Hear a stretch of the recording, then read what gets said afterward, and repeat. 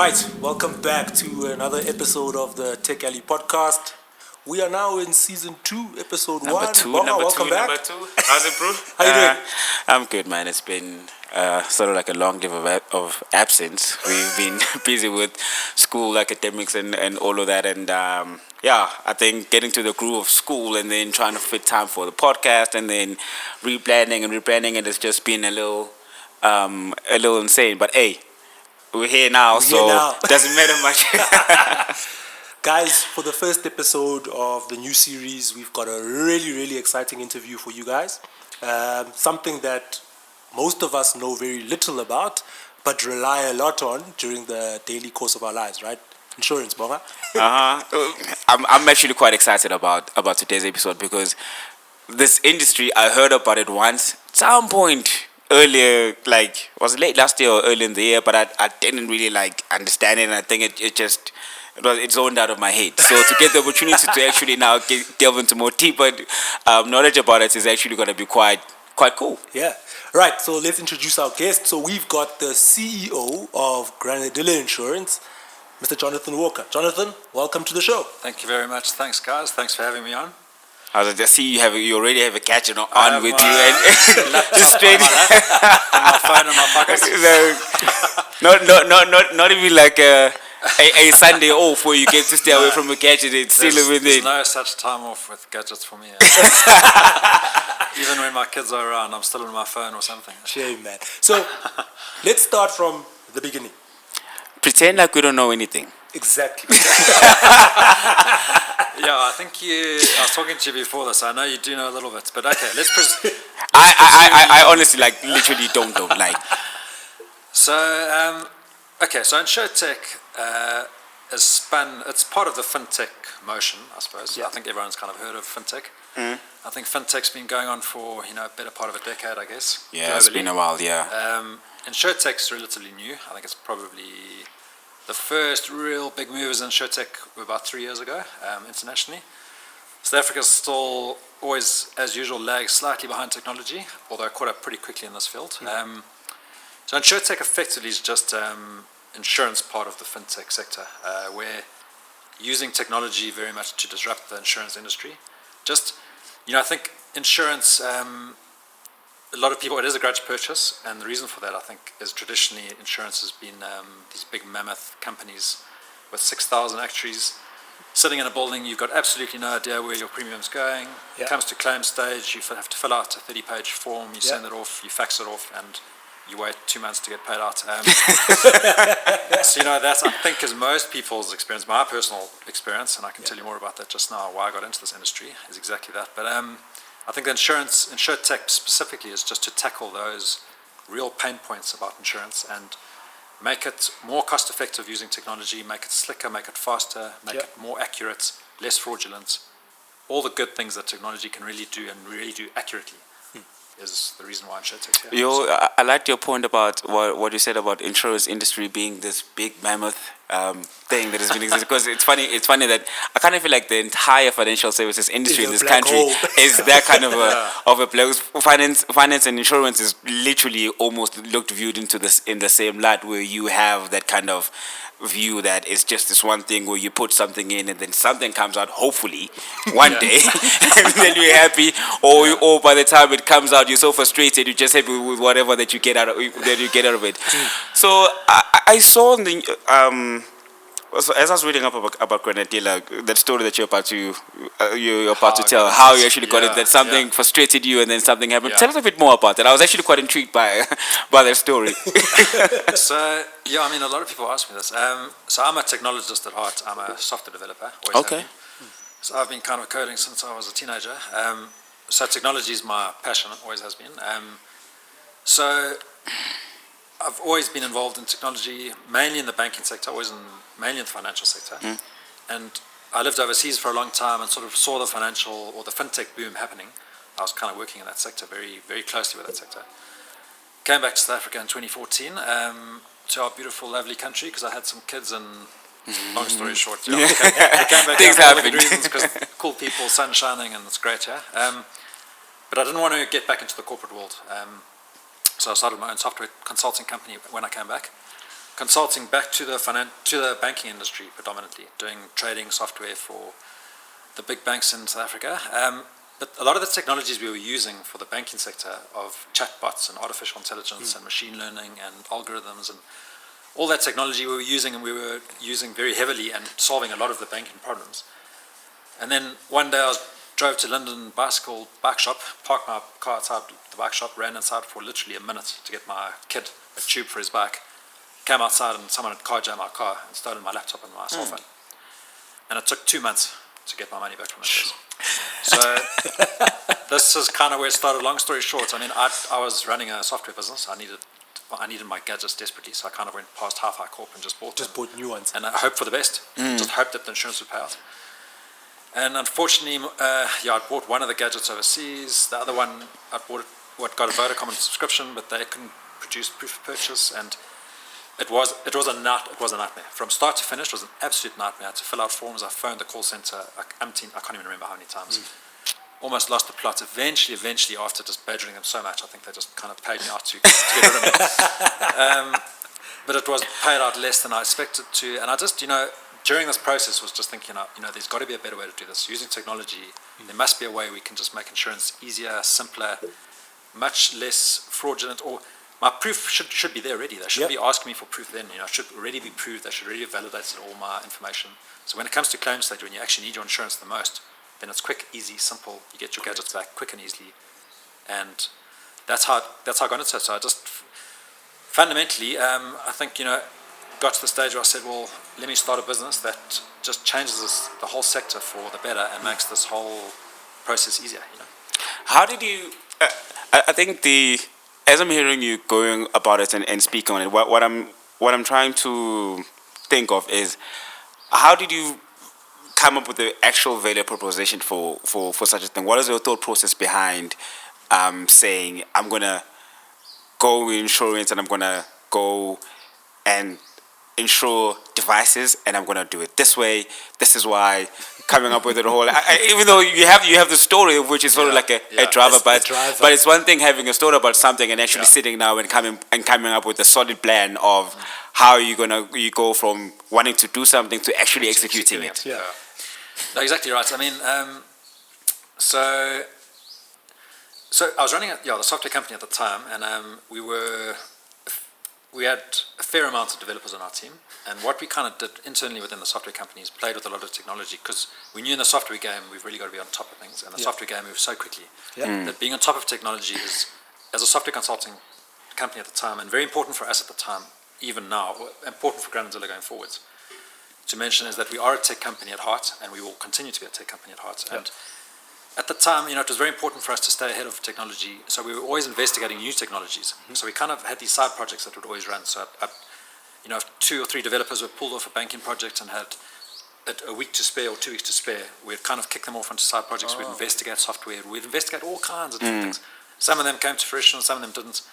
This particularly was one of those. After my experience, 3 of my developers who were off the project and were about to go on to another one, I dedicated them to start developing this. So I basically said, well, let's actively explore this, because I think there's an opportunity there. Yeah.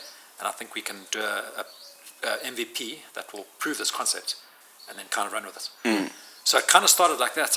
It was a quick MVP. We got something up and running fairly quickly. And then I started chatting to people in the industry, to insurers, started chatting to investors, and then found out that there was a definite need for it, a definite interest in it. And it got to the point where I basically sold my software company and spun Granadzilla out of it, from the IP that we had gained from that side project. So the deal was that I sold the software company with all the developers, took the IP, the existing IP for Granadzilla. That was kind of the deal we came to, and ran with it. So I was lucky, to be honest. I mean, from idea to execution, I think there's a lot of luck involved in starting any company and being successful with it. But I think a lot of it was down to timing. We had the right technologies, we had the right skills, we had investors that were actively interested in us from the start. So we got seed funding fairly quickly. We found the right partners pretty quickly, which was great. In Bright, so Bright, our underwriters, they have been fantastic partners right the way through it. And they were further investors in the business, so it all kind of came together quite nicely. It's all the right ingredients at the right time. I think it is very much timing. Let's chat about the name. 'Cause it's quite an interesting name. Actually, yes. How do you end up calling the company company Granadilla. Granadilla?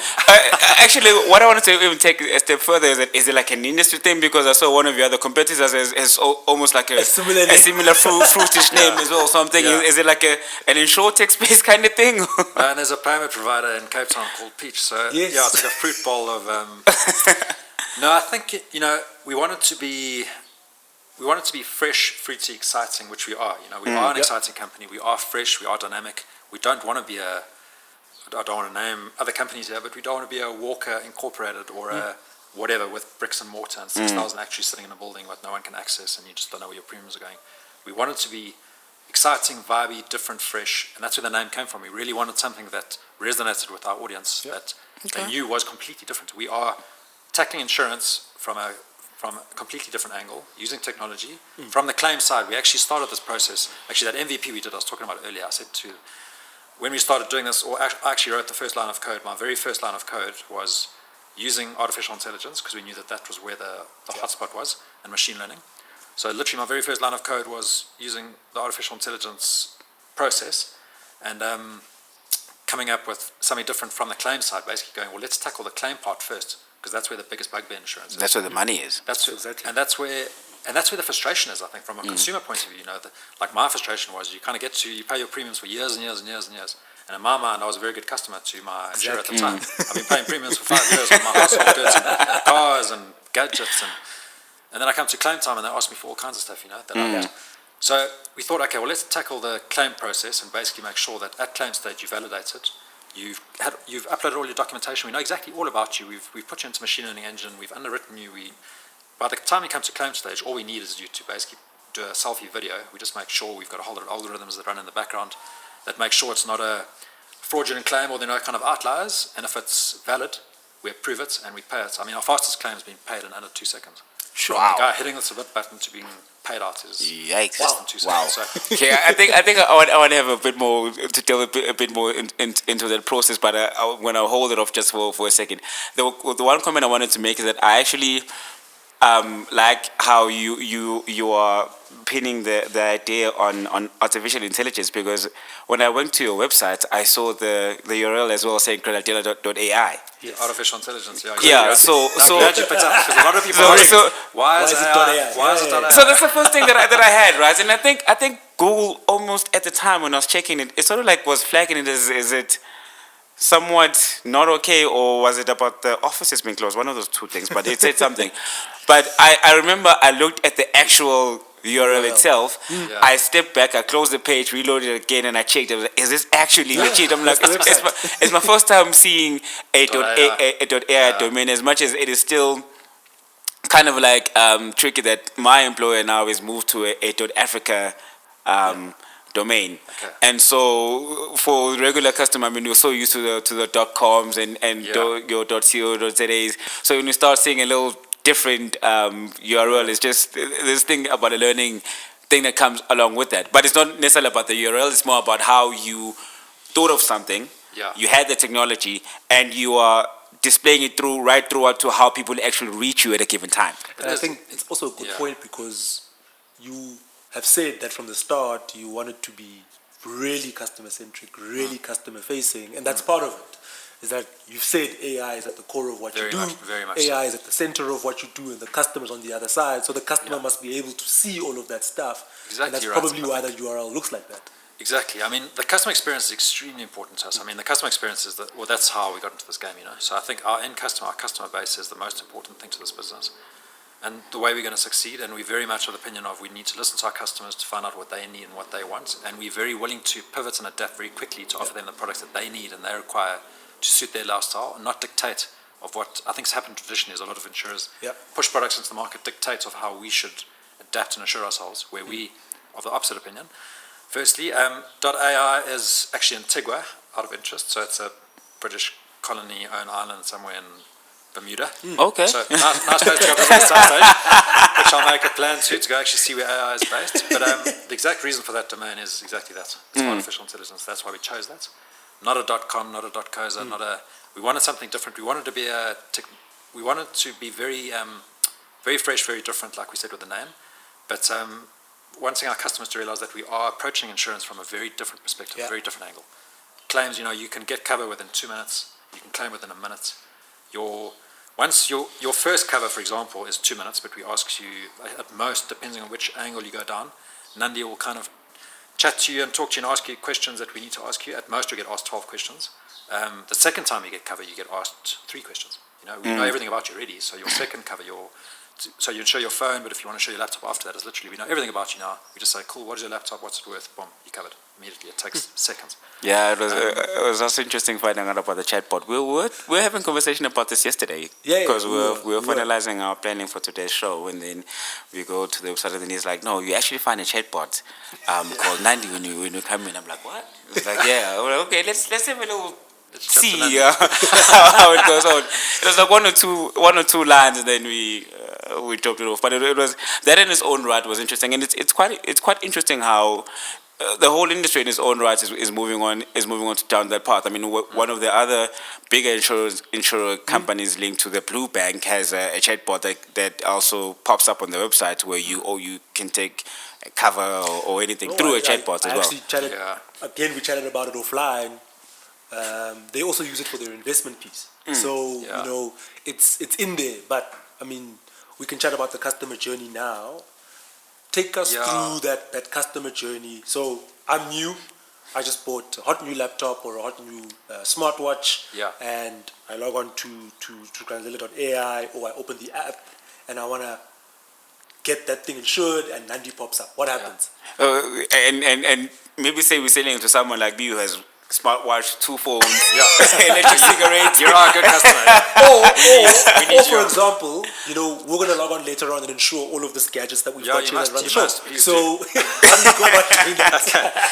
So, all you do, download the app from either the Play Store or the App Store, and then you put your mobile number in, you choose a passcode, you get sent to OTP, so we've got 2-step verification to make sure that you're all validated, and then you basically chat to Nandi. You press the big plus button on the bottom. Nandi will assist you. So she's our bot from cover perspective. And she will guide you, like I said, at most 12 steps, depending on what you're choosing to insure. She'll guide you down various paths to ask you the underwriting questions. We then produce a price for you. You put in your payment details, you click pay, and you're instantly covered from that minute. We'll pro-rata charge you for the rest of the month. So say you bought insurance right now, we'll just pro-rata charge you per minute for the rest of May, and then it's just a monthly rolling contract from then on. So we wanted to, and I think it's also important to talk about, we wanted to be very much of the opinion that we are very cost effective, and we cost effective because we use technology to our advantage. So we're a small team and we rely heavily on technology, so pretty much everything is automated. We do have a customer experience team behind the scenes that can assist, so if you do chat to Nandi and you need assistance in anything, there is a customer experience team that we do have of actual real humans that will assist you. But, vast majority of our customers, in the 90% kind of percentiles are Nandi helps you out. She does everything she needs to do. She's open. We kind of joke in the office as our hardest working. She's our best employee because she's never offline. She's always there. She's always helpful. She's always smiley. She's always. She doesn't take leave. She doesn't take Exactly. Doesn't fall sick. So I think it's important. I think it's important for our listeners out there, for you guys to understand that in general, when I want to insure my car, my laptop, I actually have to phone someone, speak to that person, they offer me a quote, and if I'm not happy with that quote, I get a supervisor. Yeah, exactly. And the supervisor offers me another quote. Yeah. And by the time I've had that discussion, I've wasted half an hour of my time, And you don't like the and I quote don't anyway. like the quote anyway. Yeah, well, exactly. So then you have to do it again to another insurer and again and again. and it's quite that's the the other big part where you have to your whole repeat day. you have to repeat the same same thing over and process. over It's the again. same process. And then you have brokers in between. Sometimes, if you're lucky enough to get one who's efficient enough, then maybe the process is smooth. You pray for the best, and then it's a frustrating process altogether. And now you take that process, and what Jonathan and team have come up with here is basically they've taken that process and have built it into a machine learning algorithm that can run it for you from start to finish. And Nandi works perfectly. She's built to run that process from start to finish. She's built to understand and know who you are. Exactly. I mean, so from the chatbot experience, like you're talking about, the Blue Bank has this chatbot, and I think where artificial intelligence, it can be used very effectively, but it can be used very ineffectively. Ineffectively. So where it gets used ineffectively is when you put a chatbot on a website that's not trained, is kind of free speech, maybe has language recognition, stuff like that. But these chatbots can go off on a tangent that actually don't offer you assistance. They actually become more frustrating than they're worth. Where we've kind of merged this, we've got a very sort of hybrid model in the chatbot itself and with our customer experience team. So we're very customer focused, but we've got a chatbot. So Nandi is an artificial intelligence chatbot, but she's very highly trained and very geared to understand the insurance sector, to understand our products. She knows exactly what to ask, when and why. She won't go off a tangent. She's not going to ask you irrelevant things. Same with Wade. Wade's our claim bot, who is very, very helpful, very quick and to the points because we know you're under duress, we know you're under stress when you do a claim. He'll help you out very snappily, but he's also very highly trained to be very specific in what he asks. So that's where we're using artificial intelligence very cleverly. And then from the data that we gather as the customers use our platform more and more, we gather more and more data. And this data gets fed into a machine learning engine, which tells us more and more about our customer base and about how they're using our system and about how they're interacting with our bots. And then we can customize our bots and adapt our bots very quickly and very effectively to gear it more for the customer, to suit the customer more. And we're doing that on an ongoing basis. I mean, very recently in our recent app release, which we released this week. I mean, we release apps fairly regularly because we're changing the software so quickly. But the app release this week, we chopped out a few bot questions, so the bot flows actually become quicker and easier. And we're going to continue to do that. So we'll get to a point where we just, we want to really make our insurance process very seamless. So you can literally do it while you're grabbing a cup of coffee, Motherland coffee, and you're standing in the queue waiting for your cappuccino to be made. You can get insured. We want to be that kind of insurance company. I think that's quite a cool way of putting it, because I'm just imagining myself trying to submit through a claim for a car, a damaged car while trying to buy a coffee, and how painful that would be. By the time I get to the counter, I put my coffee, get the coffee, walk out, I'm still probably holding on for someone to answer me in the first place. Always reading his terms and conditions out. So as I'm hearing you talking, and I mean the sort of like a recurring theme in our conversation so far has been pretty big on artificial intelligence, and I want to sort of zone in on that that technology in its own right from your view. I mean, you said your very first line of code was that whatever that we're going to build is going to be on artificial intelligence. I don't know how, but I know that at the end of the day, I'm going to do it using that. Exactly right. So the kind of the question that I have, even though I kind of know the answer, but we're trying to do it for our listeners in terms of why to you, what is artificial intelligence to you? What is it, and what future does it hold in general, and for you, I guess in a way, as a person and as a business as well? So artificial intelligence, I think, solves a lot of problems in manual. That's where its big advantages. It solves the manual process. So if you add artificial intelligence properly to any industry, and I think there are very many industries besides the fintech and insurtech industry out there that this can be applied to. But if you add it effectively to automate manual processes, that's where its biggest winners. Nandi, as an example, like I said, she's our hardest working employee, 24/7, 365. All the manual processes that are inherent in a normal insurer, where you're on the phone to someone in a call center who's typing in your details. They must type something, someone has to recapture them, they fill out a form, they send you a form, you have to fill out again. You get insurance again, they send you another form, you have to revalidate your details. I mean, all of this process can be automated by using artificial intelligence. You can be clever about it and use it very intelligently, where it just basically automates a lot. And so I think that's where artificial intelligence, big advantages. But like I said earlier, I think the disadvantages are where if you don't control artificial intelligence to work for your business, I think you need to use it very effectively, but be very on top of it and train it. And the more you train it, the better it'll get, and the more you listen to your customers' experience of their experience with artificial intelligence and what they want, the more you can tailor your artificial intelligence to suit your customers' needs. And I think that's where you really win. The point you've just made is something that we discuss all the time. The point that you've just made is you actually need clever humans to keep training the artificial intelligence. Right, exactly. Well, you know the old story, garbage in, garbage out, right? Exactly. So, Exactly. and then at the end of the day, we've worked in instances or situations where people find this hoo-ha of a technology thing, and then they say, let's put it in and let it solve Let it out, solve the issue. let it solve the problems Yeah. that we don't know or problems that we actually can't Which is a articulate. very risky strategy. Exactly. So because I sort of work as I work as I work as a product owner, so I deal with a lot of like software tech teams and a lot of business people as well from time to time. And over the years, I've seen how you would have a business person who would say a customer came to me and they said, this is some kind of new thing that they like to do. It's based off this technology. Let's go and build something quickly. That's gonna solve for this. But no one has really No one's thought it clearly through or- articulated what Yeah. what are they looking for. Exactly. Who are they solving it for? Yeah. How's it going to work? Yeah. And then how are we going to tell the technology itself to do what we actually want? Well, that's the thing. I agree with you completely. I think a lot of traditional insurers, banking institutions, you name it, are kind of knee-jerk reacting to technology. Yeah. A lot of the competitors in the market that we're dealing with at the moment were traditional insurers, were actuaries trying to using technology to solve problems that they don't quite understand or know how technology will solve. Where I think we're different. Our advantage really is we're a tech company who understands technology very, very well. And we know how technology can solve problems if you use it correctly, though. And you must use it correctly, and you must have human intervention continually. Yep. We've got a development team that's very highly skilled, that we are continually developing this product, and we will continue to develop this product forever.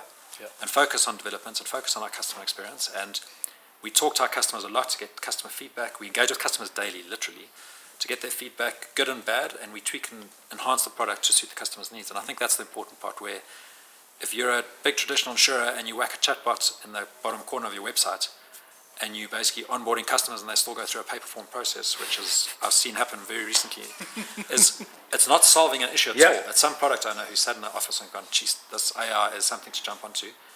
And he's jumped onto it, but it's actually not solving a problem at all. Correct. It's just making it more frustrating. So. Yeah, so I think that's the most important, one of the key things of using technology in that way. And I mean, we've seen how some of the big corporates as well are moving into trying to do things a bit better with some of you have robotics now for customer onboarding processes in certain instances. We use screen scraping technology to convert actual written words into typed out text. So it's all of those things. But I think that this is a very innovative way of the actual application of artificial intelligence. It has always been put as something sitting in the background that no one can actually point and see as here's a thing that works and has been put into use. So to say it this way, for me, it was quite exciting. Hence, I said that I was really, really caught by the by the URL. Like I'm still stuck there. Shit. Yeah, you can see Bonga's excited by the URL. And you guys will be able to see it on the video as well. I'm not gonna lie. I'm not gonna lie. Like I've seen a lot of URLs in my life, right? So- but to see that one was just quite cool. So, Jonathan, the point that you made around human intervention and the continuous improvement of the algorithms that sit behind Nandi and sit behind the app is very important. How difficult is it to find the best software developers, the best skill, in order for you to remain ahead of the competition? And how difficult is it going to be as you try and now scale the company? To be honest, difficult is the short answer to your question. I think technology is to find good developers. I think there are a lot of developers. I've run a software company. I've worked in software all my life.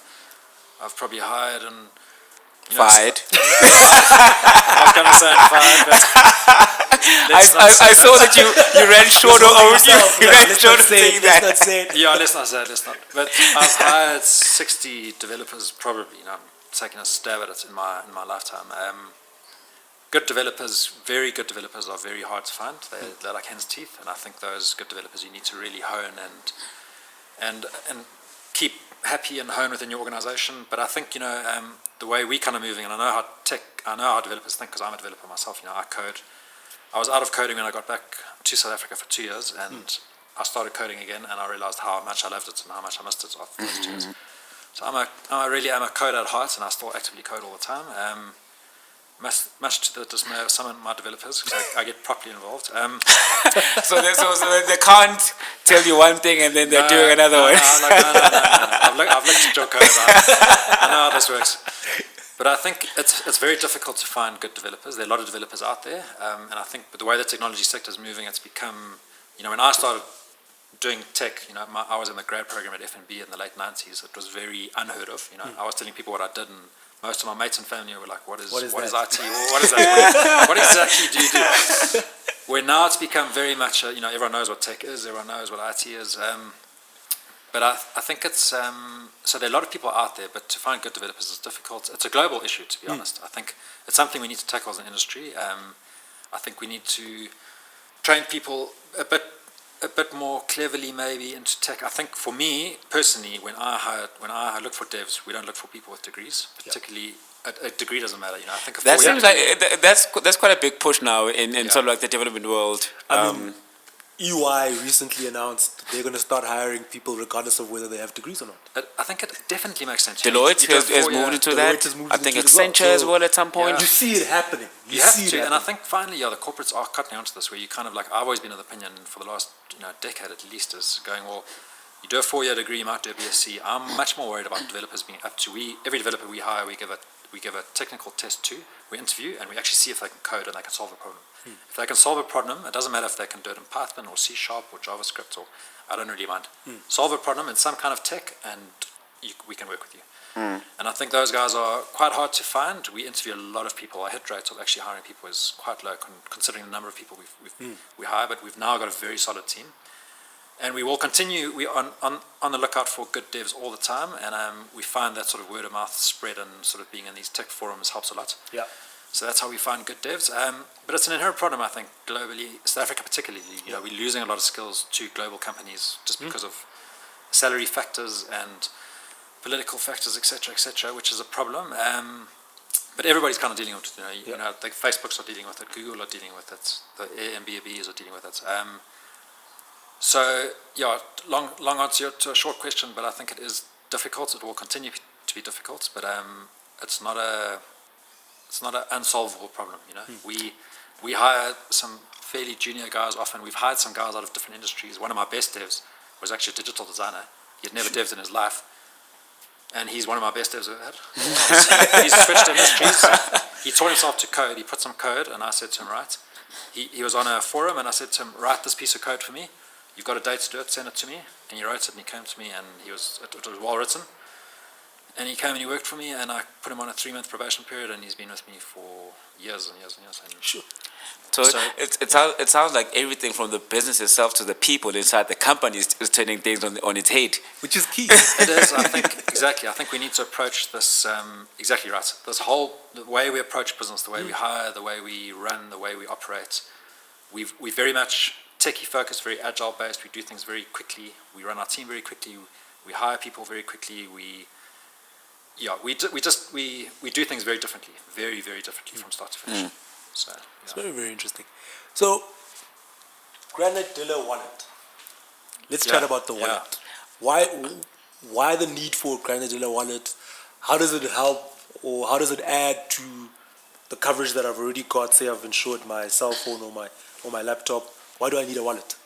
So the wallet really was about. There's a couple of things to it.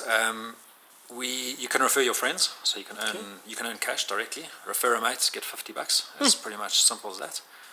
We want you to refer your mates. We know that ultimately, insurance is a grudge purchase, but I think we get a lot of very, very positive feedback from our customer base. I think once people have actually experienced, downloaded our app, generally the feedback is like you guys are saying, which is great. It's great to hear. It's very positive, and people say, geez, like I've actually, someone said to me just the other day that the first time he got excited about an app in years was when he downloaded and experienced our app. So I think it's that kind of thing where we say, well, experience our app, refer a mate, earn some cash off it, and refer as many mates as you want. Refer 100 mates, earn $50 times 100.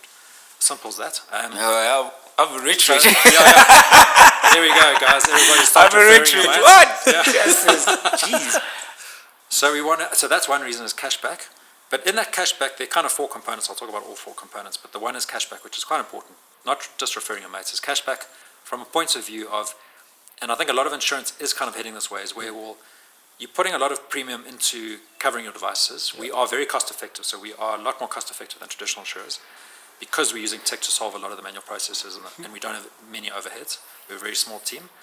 But in that, on top of that as well, is that you're paying a big premium, and if you are a good customer and you don't claim, then part of that premium should be coming back to you. So we take a cut, our underwriters take a cut. There's a granadilla pot of gold, as we like to call it, that's sitting there. And at the end of the year, we need to take that pot of gold and redistribute to our clients. So that's where the wallet comes into. The other part is giving money back to you. So you say, awesome guys, you've been great clients. You've got all your gadgets insured, which I hope you do.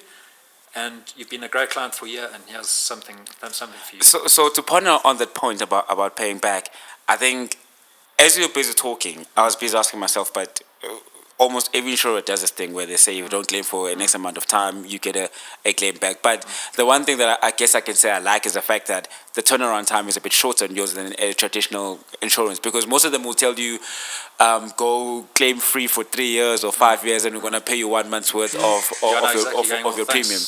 And then I'm thinking, I pay you probably like 1,000 rand. And then you get every single month for over 5 years, and out of that 5 year span, you only have the goal to pay me 1,000 rand back. So you pay 60 grand, you get 1,000 back. Exactly, and then over and above that, then you tell me I must have not have claimed anything within the 5 year space for me to run a risk of getting some money back. It defeats the purpose. I might as well not even have insurance to begin with. Well, exactly. I mean, I think that's the problem with the payback and the cashback scenarios that traditional insurers have. I think they're overcharging you, and they know they are.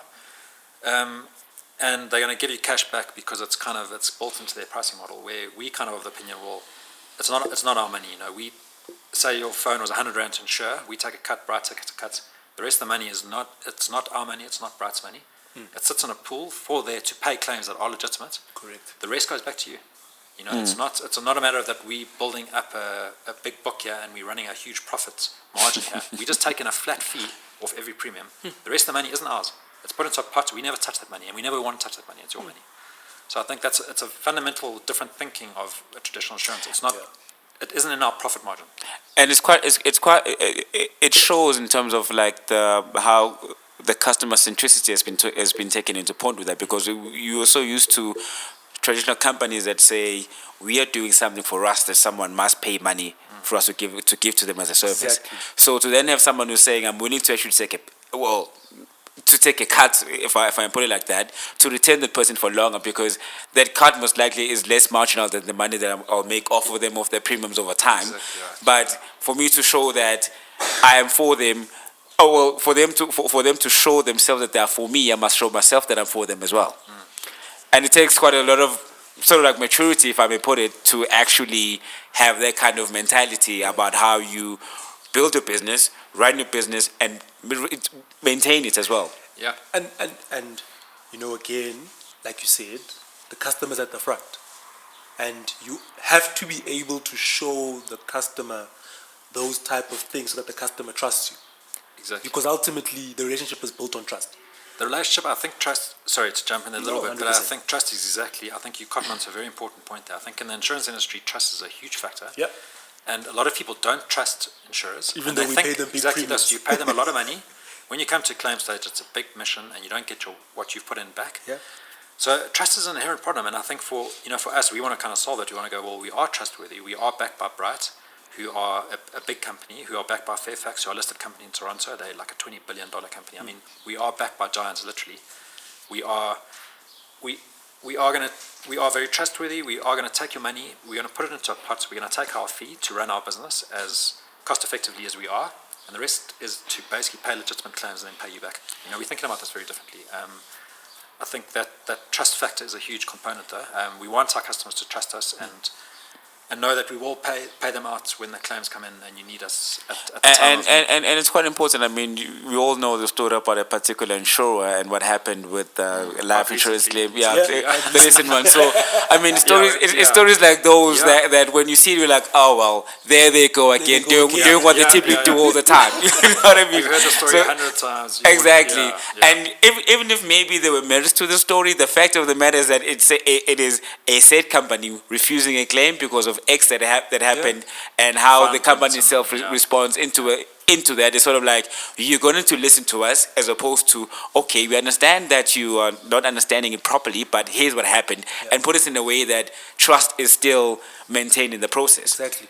You know what I mean? So I think as the service has put out, that trust is quite a huge thing that seems to also come through as far as I'm concerned from what I've heard so far, to a point that now I want to know what else is so you have the wallet, right? Yeah, cashback.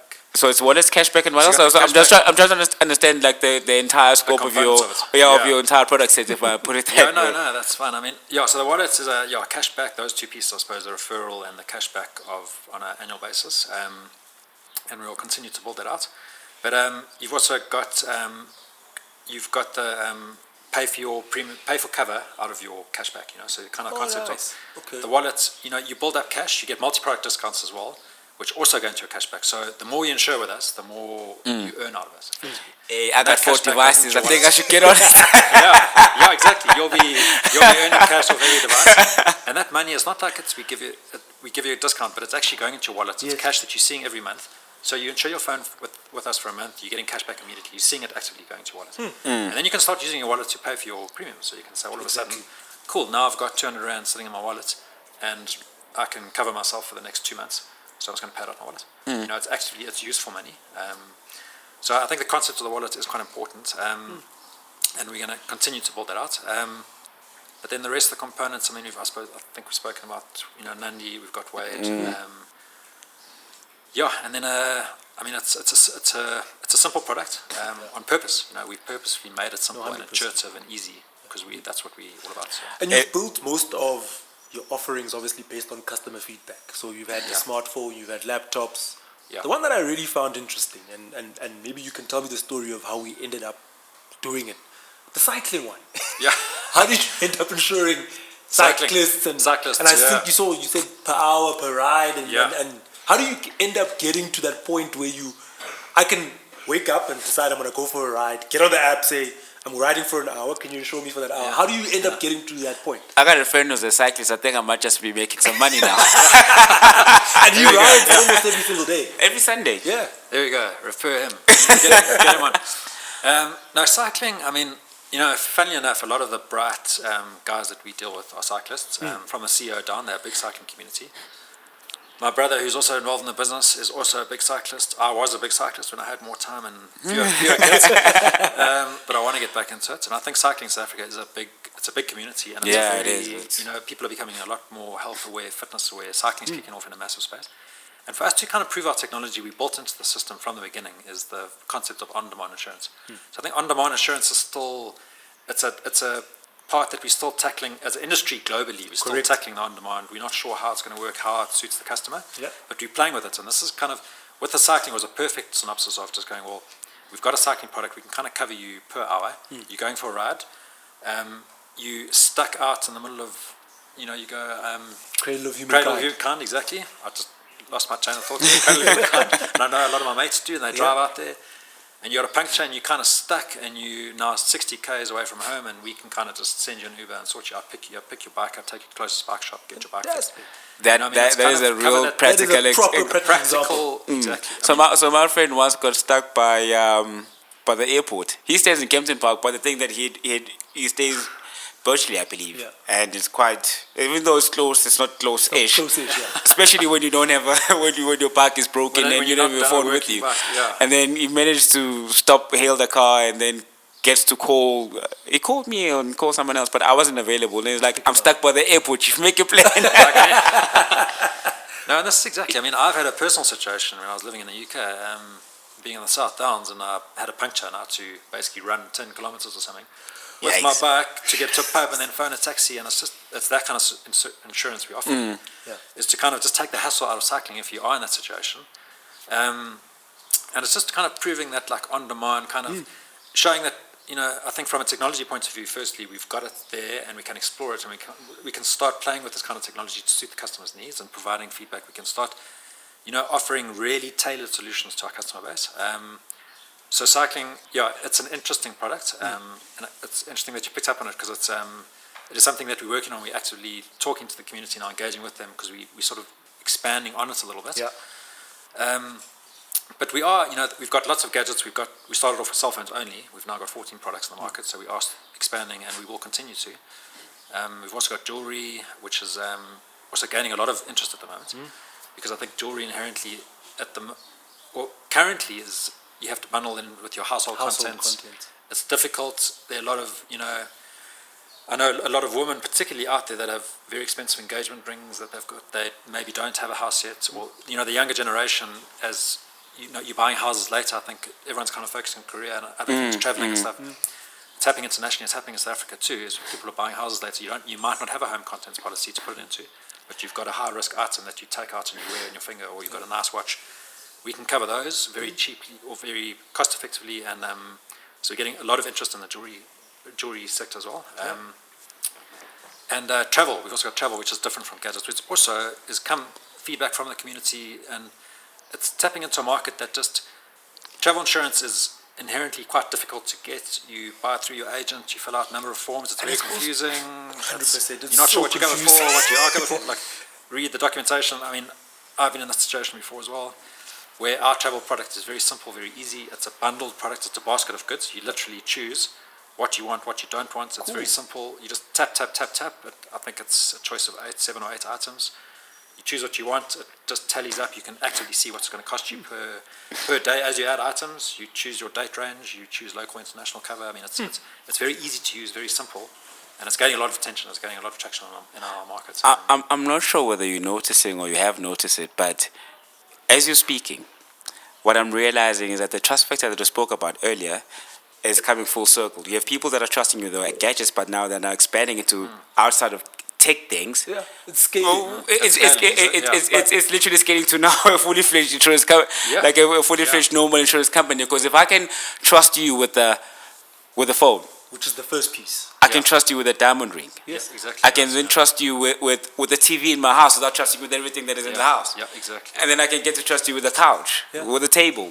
And then eventually it's going to get to a point where it's saying, actually, why don't you do home contents products again? It's very easy and very he doesn't have to change his business model because he trusts the technology that he's built. Yeah. And he knows the customer. So as the customer adds on new products or new insurance pieces, he's simply adding them on top of the technology platform that he's already built.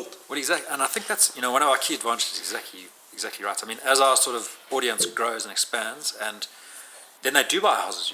These people that maybe come onto the platform when they were 26 and they've got a cell phone only, but then they buy a laptop, they add their laptop, then they get engaged and they insure their wife's diamond ring, and then they buy a home and they insure their home contents, and then we're going to look at those and start expanding the product range to suit our customer base, and we'll continue to. And I think our advantage is that we can add new products onto our platform within days or weeks, literally.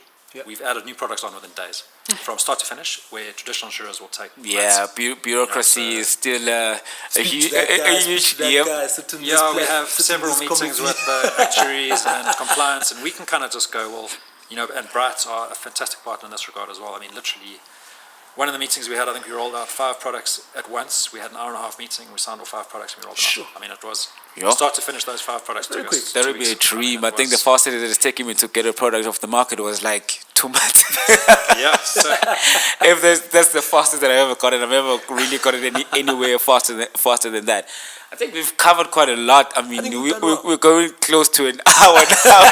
Conversations. We could go all day. I think. But the one thing that I was actually I wanted to get more out of you before we sort of get to our closing remarks is you've specified where you come from, what you're currently doing. Where's Granadilla going?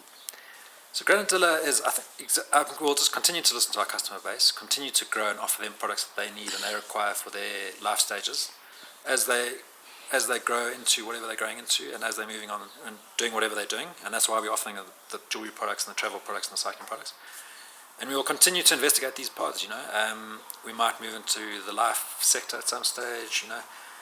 Home contents, that kind of stuff. I think we're going to continue to evolve and offer. We're just going to always listen to our customer base and offer them what they actually need. Instead of dictating here, we need to actually go to them and say, what do you want next? And talk to them and evolve that way. And just we're always looking at tech innovation. Like I said, we are a tech company at heart, so we're always exploring new technical options to offer even better cover, even a better product at a better price. Yeah. Always looking at that kind of option, just to improve. It's a constant we do everything in 2 week sprints. We release new software every 2 weeks, and inbuilt in those every 2 weeks, we consider all of these options. How do we improve yes. the product? How do we make it better? Yeah. How do we improve the customer experience? How do we just make it slicker and easier? And I think we need to continually do that. We can't just rest on our laurels and sit back. We need to explore that and actively do that forever. Yeah. That's how we know. That's how we know. Your sprint and the sprint reviews Yeah, sprint reviews are- reminds me of work. Sorry, it's so hard work on a Sunday, but yeah. But I think that's how we run that's our fine. business. We No, kind of run it as 100%. a sprint. We run everything very quickly, very effectively. But then I think we can. We are exploring options currently with kind of like I suppose a B2B2C. And to put another acronym out there, B2B2C, but like a business to consumer kind Yes, of yes, model. yes, yes. We'll start exploring those kind of options where we can leverage off good partnerships that could potentially get the products out. Intro devices for corporate. Yeah, exactly. So ensure Bonga, his business, his employees, his family. Yeah. And that's where you get the trust factor, because you get Yeah. him. If he trusts you, Yeah. the people that trust him will trust you. Exactly and, right. And there you build a And then nice we build skill. a solid community, No, and a 100%. trustworthy community. And I think using our algorithms, we know a lot about the customers. We learn about them more as they engage with us. We weed out the bad customers effectively, to put it mildly. Mildly. Not to put it mildly. I mean, we've got such good technology that we can pick up trends, and we use the data effectively to become a very cost effective and a very efficient business. Where the trust factor in our community grows is a very trustworthy community effectively. And then we grow together. The community grows, Granadilla grows, and we grow and thrive together. I think that's And I'm assuming you have checks and balances in place in the technology to avoid abuse, abusing in claims. we do. And I think that's unfortunately is a part of the insurance industry where there is Everywhere. everywhere. Yeah, exactly. And it's not a South African problem. I mean, it's a global problem with fraudulent claims. But we do have lots of checks and balances that detect outliers, and we pick these up. And we have picked up trends in underwriting. We've actually stopped cover in its tracks before we've even covered people. We have picked up stuff in claims. So the software is definitely working. I mean, it's definitely proving what it's doing. We're now attracting the right customers at a right rate that suits them. We're winning. We're definitely on the right track. The software is working to the advantage of our community and for our underwriter. For us, it's doing what it should be doing, and it's continuing to doing it, and we're improving it. So long as it does what it should be doing, we're all going to be happy. Because us good customers only want other good customers in the ecosystem. We don't want And that's bad customers in the exactly ecosystem. it benefits everybody. Exactly. Yeah. Right. I think you want good customers. We want good customers. Underwriters want good customers. It benefits all of us. Cool. That those bad customers who are trying to take the mick. Yeah. Need to go somewhere else. Yeah. So Jonathan, before you leave, we're going to put you on the spot.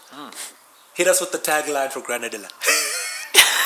Tagline: Granadilla, the best insurance ever, quickest, simplest, and most cost-effective. Refer your mates. Get on it now. It's exciting. It's quick. It's easy. It's super snappy.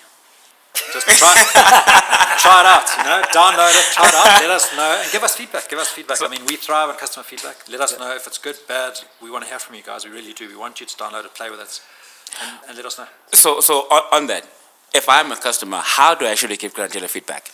So you can do it on the app. In the app itself, in the side menu, there's a chat with us. You can chat with us immediately. You can give us feedback. You can send us a message from the app saying good or bad review. We want to hear both. And you can chat us on the website directly. You can go to the contact page and send us email. There are various ways to contact us. But definitely, I mean, we thrive on feedback. We really do. So we want to hear from you. We want to hear from people. And I think, like I said before, I'm convinced, or I've seen it happen, and we know because we get this feedback, is people download the app and they play with it. And once they've done it once, they're kind of hooked. It's like a drug. They solve. They go through the first process and they just go like, wow, this is so easy and so slick and so... So, okay, just to make sure that we drive this point home, how exactly can people get hold of you? You said it's through the App Store, the website, and then those are the only means? Yeah, I think the easiest way if you want to download the app, just go onto our website, so go to granadilla.ai. Scroll to the bottom, there's 2 download links, one for the Play Store, one for the App Store. Yeah, that's your first point of call. Exactly. Download the app, and then just go through it. And then if you need some assistance, give us a shout through the app or on the website. Cool. Someone will interact with you and help you if you need to. But I mean, like I said, it's very intuitive. It's built that way, and it'll talk you through the process of getting insurance very quickly, very easily. So. Well then, wow. Guys, I don't know about you, but I'm personally excited about it because I think there's been quite a gap in the insurancing of devices. You always tend to feel that it's more about insurance for themselves against you as opposed to actually giving you adequate cover for what you actually need. I just have a story as well about one of these insurers, or the big ones, of which I had an iPhone 4. It was insured. I had never put in a claim for anything. And the next thing, they increased the insurance by 110%. I call in and ask why you do that, and then they tell me it is based on an individual risk profile. What is this individual risk profile? I don't know. To this day, I don't know. No one ever actually gave me a detailed breakdown of what is it. Is it my age, racial profiling, my built up, my income, where I work, where I live? I don't know. You know what I mean? So I think that sort of like put me off from getting insurance for devices at the time, because it always felt like I'm putting money into a hole, of which, like we said earlier on, when you try and now claim for something, you can just do something and then pray for the best. Yeah, and it is that you're just praying for the best. Yeah, I mean, so I think I'm genuinely excited about this. I think I'm gonna try it with at least one of my devices, see how it goes, and then hopefully try and migrate across with the rest. I mean, I have a 7 Plus, I have a P20 Lite, I have a watch, I have an IQOS. There we go. Those are our four. Do you cover PlayStations, by the way? We do. Oh, snap. Now that's device number 5 then. Gaming we've got as well. Yeah, there you go. I'm sure you got more if you think about it. Look at home, you got look for all your gadgets, you got a camera. I ain't trying to give my whole house right now. Yeah, but I think the point that you're making is so key. So if you've got a device that you want to cover, or if you've got something that you think would fit into the Grindezilla stable, give them the feedback, and within 2 weeks they'll probably build a product for you. Yeah, exactly. No, so it's not about whether or not it exists today. Yeah, it's about whether or not tell us. You would want that thing insured by Grindezilla based on the experience that you've had with them, and they can probably build it for you. For sure. I mean, that is such important feedback for us to say to us, listen, guys, I've got